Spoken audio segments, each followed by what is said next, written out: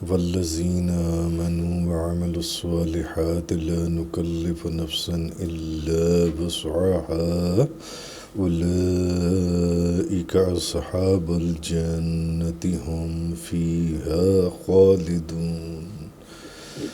اور جو لوگ ایمان لائے اور انہوں نے نیک عمل کی، اور ہم کسی شخص پر اس کی طاقت سے زیادہ بھار نہیں ڈالتے، اولئک اصحاب الجنہ، وہی لوگ جنتی ہیں، ہم فیہا خالدون، وہ اس میں ہمیشہ رہیں گے۔ تو اب جو لوگ ایمان لائے، ایمان والے کون ہیں؟ جو اللہ اور اس کے رسول کی تصدیق کریں، جو اللہ کا حکم ہے اس پر عمل کریں، جن چیزوں سے اس نے منع کیا ہے اس سے رک جائیں،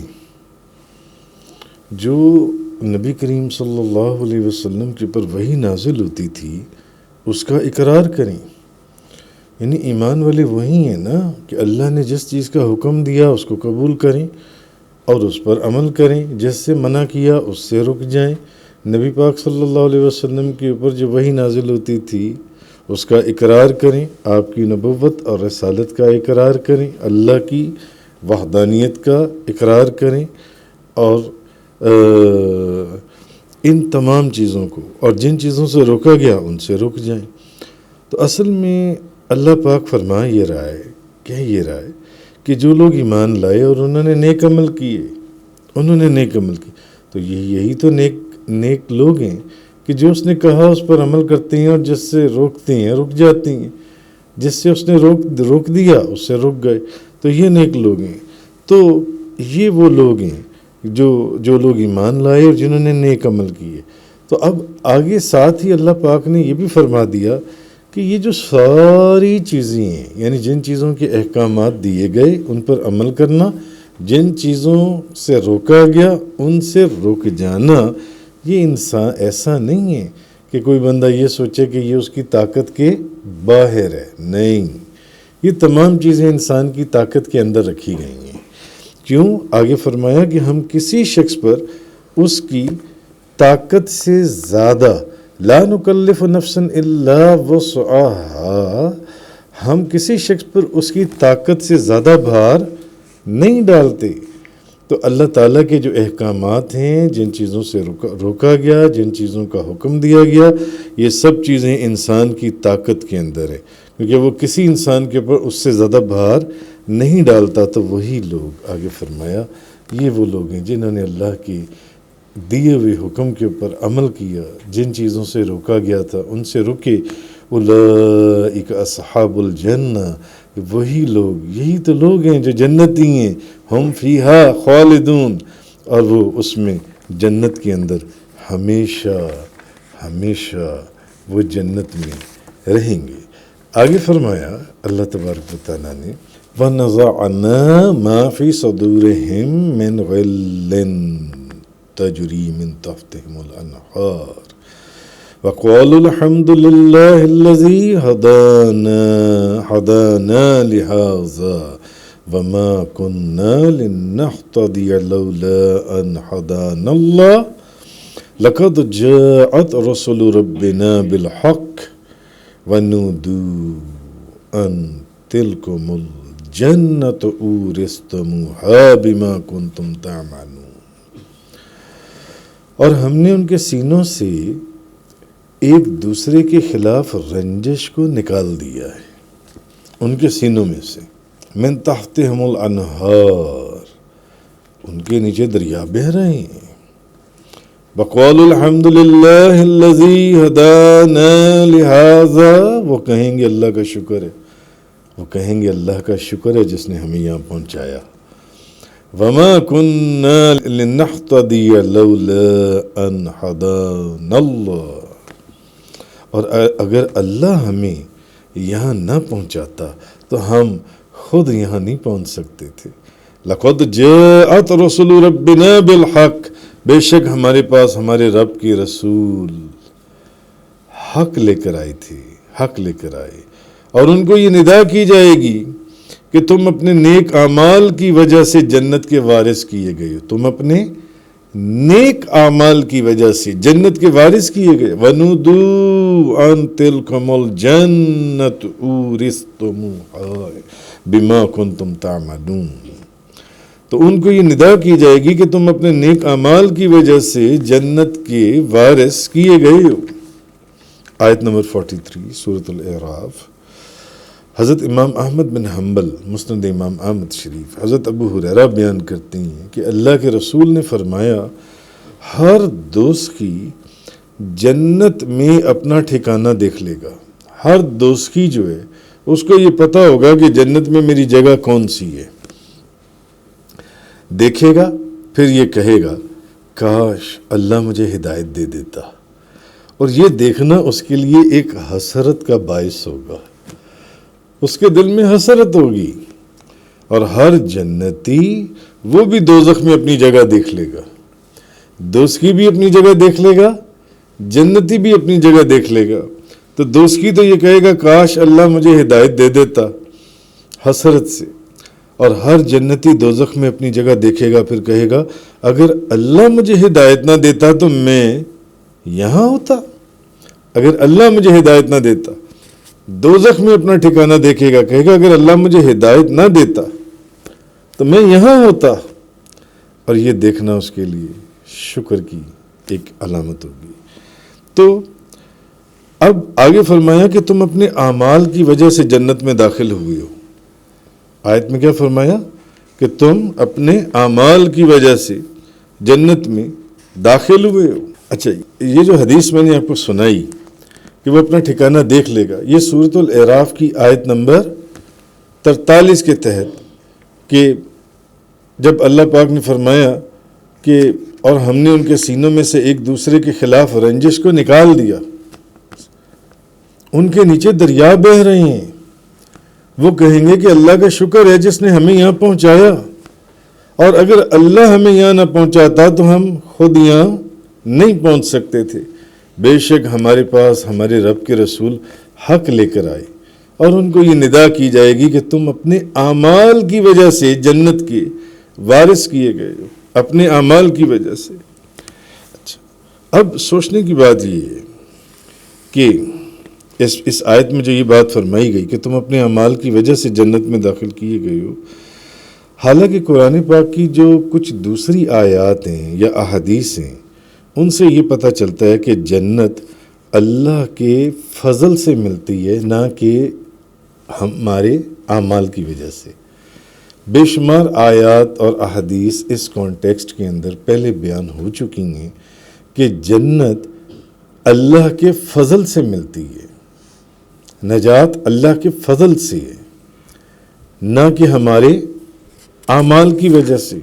ایسا نہیں ہے، جیسے کہ قرآن کریم کے اندر ایک سورۃ النساء آیت نمبر 69 اور 70 کے اندر آپ یہ پڑھ کر آ چکی ہیں کہ وَمَن يُطِعِ اللَّهَ وَالرَّسُولَ فَأُولَٰئِكَ مَعَ الَّذِينَ أَنْعَمَ اللَّهُ عَلَيْهِم مِّنَ النَّبِيِّينَ وَالصِّدِّيقِينَ وَالشُّهَدَاءِ وَالصَّالِحِينَ وَحَسُنَ أُولَٰئِكَ رَفِيقًا ذَلِكَ الْفَضْلُ مِنَ اللَّهِ وَكَفَىٰ بِاللَّهِ عَلِيمًا۔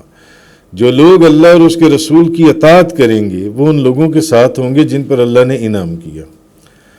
اچھا، اب وہ کون ہیں جن کے اوپر اللہ نے انعام کیا؟ نبی ہیں، صدیق ہیں، شہید ہیں، صالحین ہیں، اور یہ کتنے اچھے ساتھی ہیں، نبی بھی، شہید بھی، صالحین بھی، صدیقین بھی، اور یہ اللہ کی طرف سے فضل ہے اور وہ کافی جاننے والا ہے۔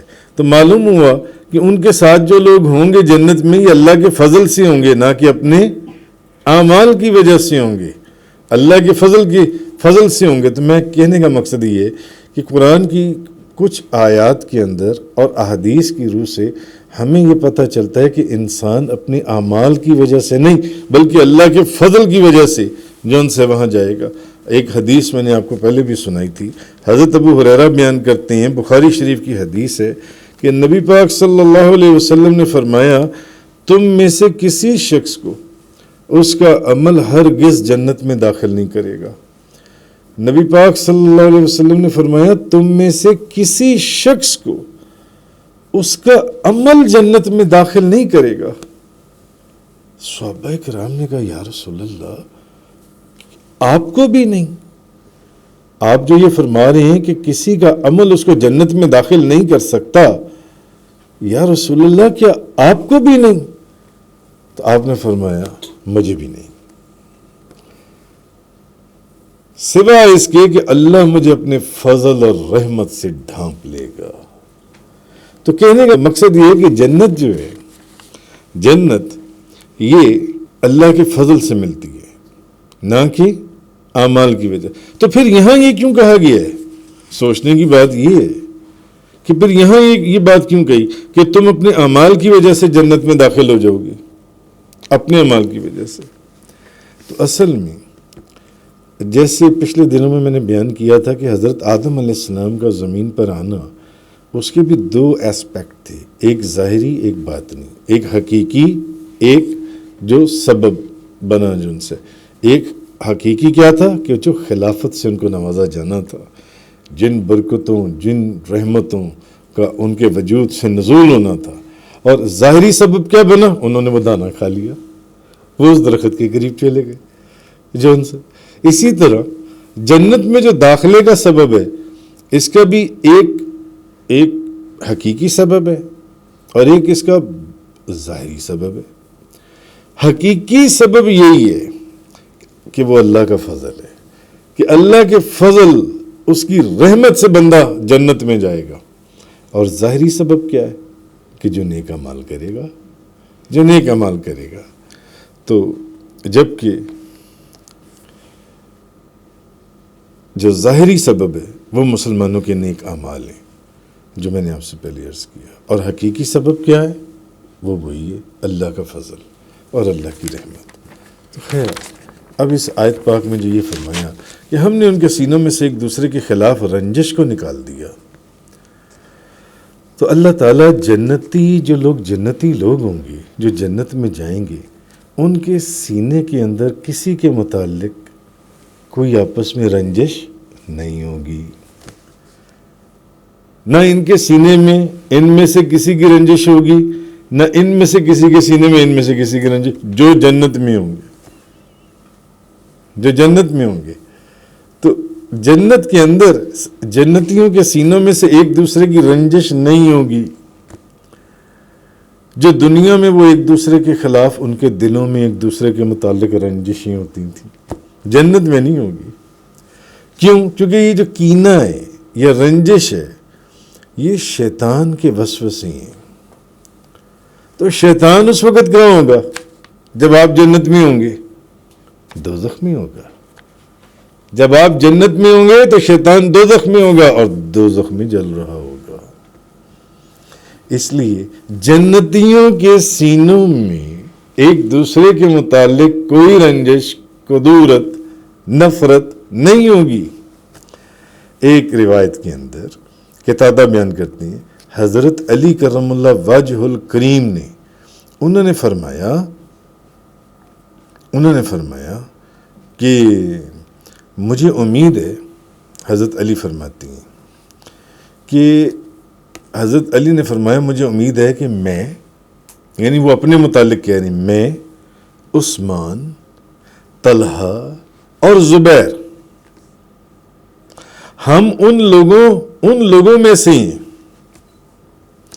حضرت علی نے جب یہ آیت نازل ہوئی تو اس آیت کے اندر ہے کہ ہم نے ان کے سینوں میں سے ایک دوسرے کے خلاف رنجش کو نکال دیا ہے.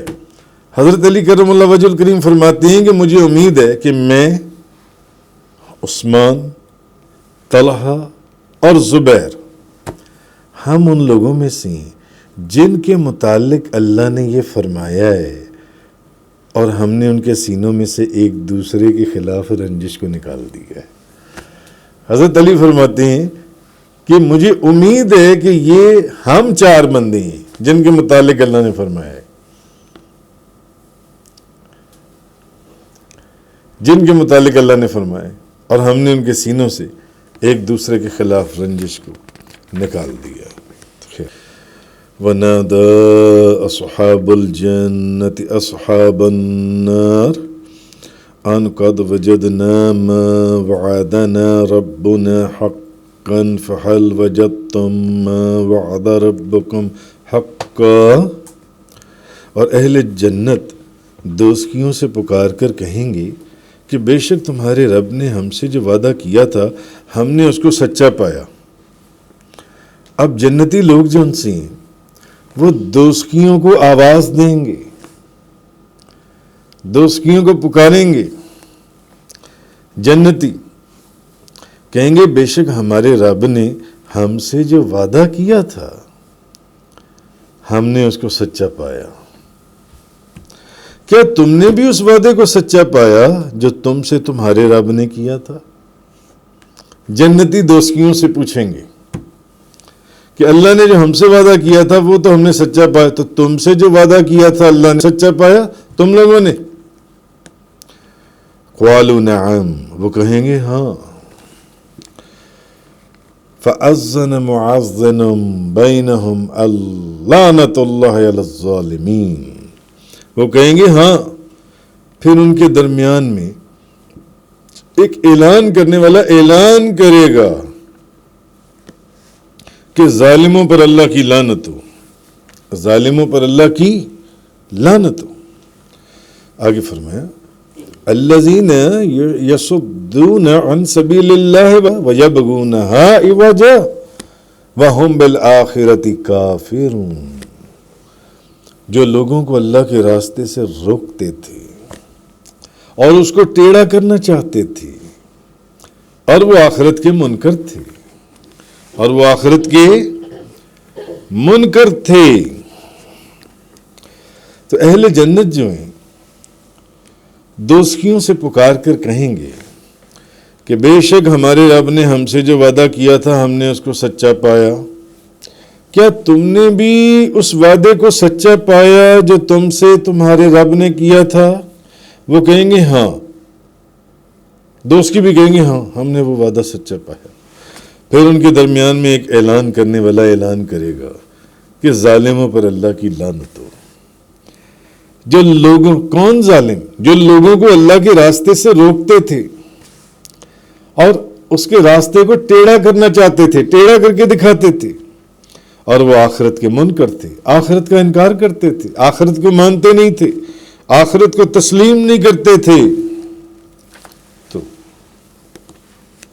اصل میں اب مجرموں کو مزید شرم دلانے کے لیے یہ سوال کیا جا رہا ہے۔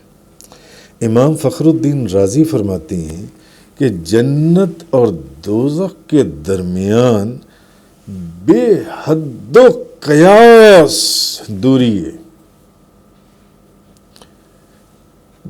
بہت دور ہے جنت اور دوزخ، اتنی دوری ہے ان دونوں کے اندر، اتنی سپیس ہے یا ڈسٹنس ہے ان کے اندر۔ امام فخر الدین رازی فرماتے ہیں پھر اتنی دور سے جنتیوں کی جو آواز ہے وہ دوزخیوں کو کیسے پہنچے گی؟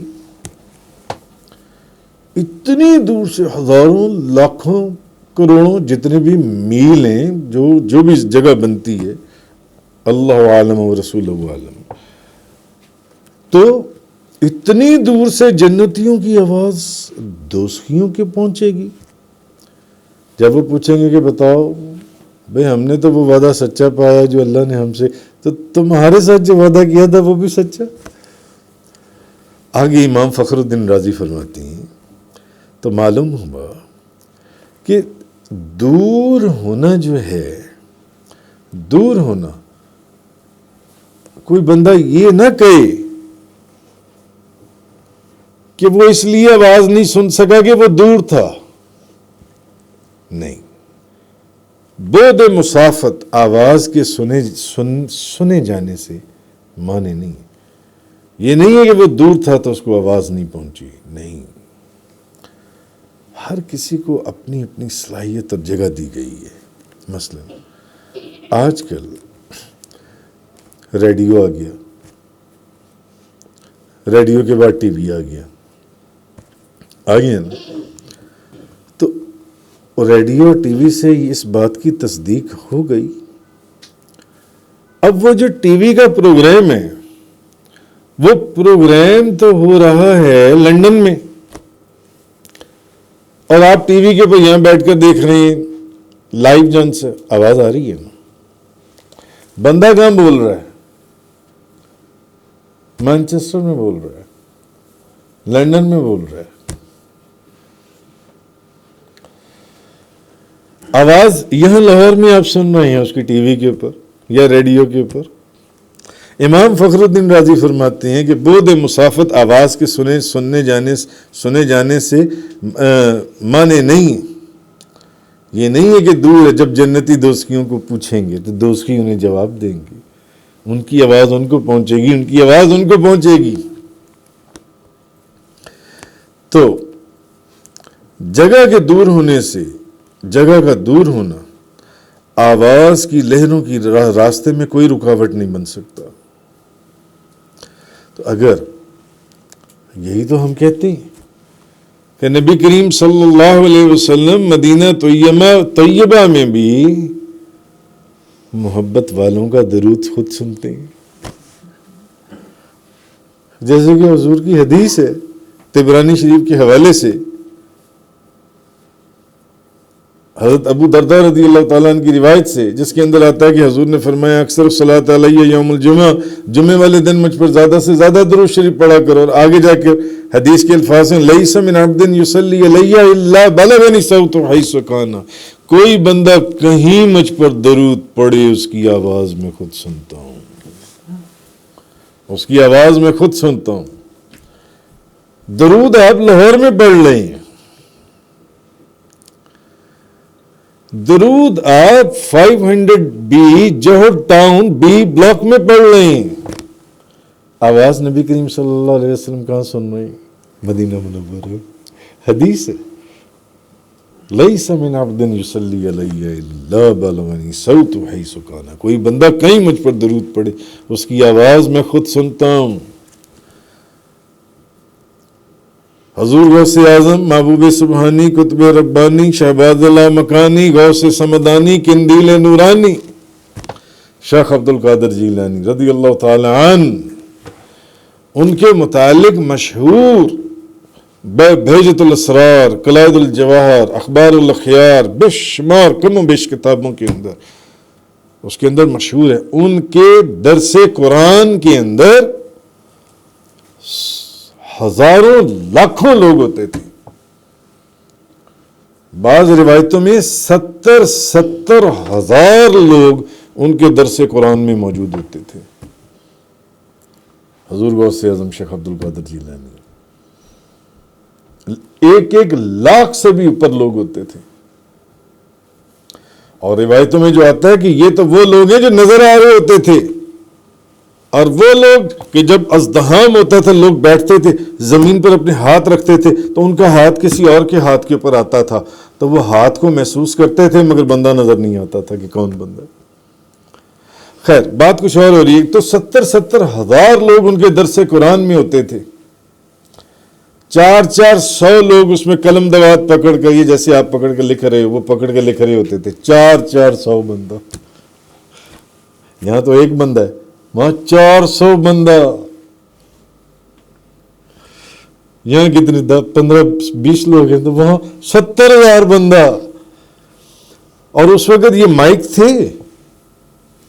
تھے، اسپیکر تھے، مگر کتابوں کے اندر امام یحییٰ طاسفی، امام ابو الحسن شترنفی شافی، شیخ عبدالحق محدث دہلوی، شیخ سید عبد القادر اربلی، امام یافعی، بے شمار بزرگان دین نے لکھا. انہوں نے کہا ان کی آواز اس وقت نہ کوئی سپیکر تھا نہ کوئی مائک تھا.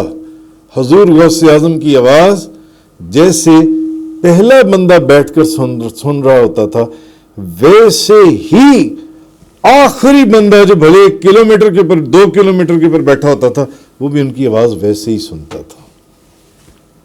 تو امام فخر الدین رازی فرماتے ہیں کہ بعد مسافت آواز کے سنے جانے سے مانے نہیں ہیں کہ کوئی بندہ یہ سمجھ لے جو ان سے ایسا نہیں ہے. حضرت عمر فاروق کہاں ہے؟ مدینہ منورہ میں. جمعے کا دن ہے اور خطبہ دے رہے ہیں اور اچانک یا ساریہ تو جبل، یا ساریہ تو جبل، یا ساریہ، اور حضرت ساریہ ہزاروں میل دور نہاوند کے اندر اسلامی فوج کے کمانڈر فوج کے ساتھ لڑ رہے ہیں، اور مسلمانوں کی فوج پسپا ہو رہی ہے، مسلمان کٹ رہے ہیں۔